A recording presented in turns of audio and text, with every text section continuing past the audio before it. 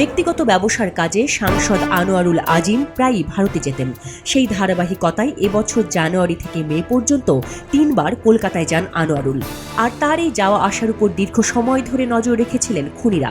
প্রতিবারই কাছাকাছি সময়ে অথবা একই তারিখে খুনিরাও কলকাতায় যাওয়া আসা করেন।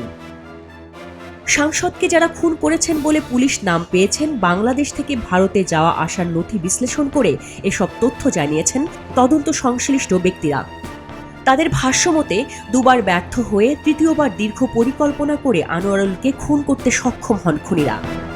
পুলিশের কাছে থাকা নথির তথ্য বলছে, সাংসদ সদস্য আনোয়ারুল আজিম বাংলাদেশ থেকে এবছর প্রথম কলকাতা যান ১৯ জানুয়ারি।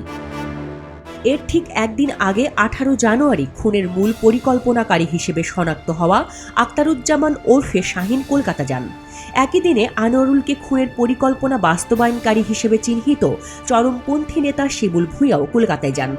এর দুদিন পর কলকাতায় যান ডিবি হেফাজতে রিমান্ডে থাকা শিলাস্তি রহমান। তথ্য অনুযায়ী ২৪ জানুয়ারি আনোয়ারুল আজিম দেশে ফেরেন। এর ৬ দিন পর ৩০ জানুয়ারি দেশে ফেরেন আখতারুজ্জামান। এর আগে ১৯ জানুয়ারি দেশে ফিরে আসেন শিমুল ভূঁইয়া। ১৮ মার্চ দ্বিতীয়বারের মতো কলকাতায় যান আনোয়ারুল আজিম।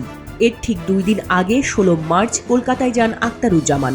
১৯ মার্চ আনোয়ারুল দেশে ফিরলে একই দিনে আখতারুজ্জামানও দেশে ফেরেন। ৬ মার্চ কলকাতায় যাওয়া শিমুল ভূঁইয়াও ১৯ মার্চ দেশে ফিরে আসেন।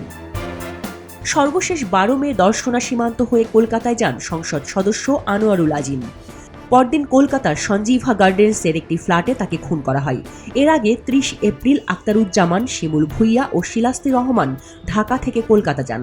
১০ মে বাকি দুজনকে রেখে দেশে ফেরেন আখতারুজ্জামান।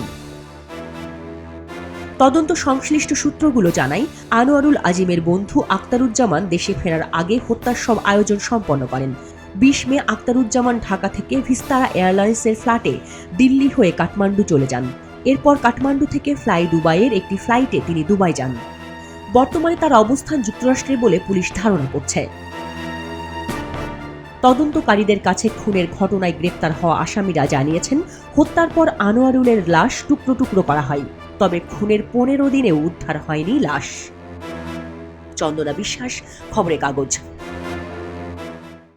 এলো মুক্ত চিন্তার স্বাধীন দৈনিক খবরের কাগজ। এখন খবর হবে নিখাত, নির্ভীক, নিরপেক্ষ।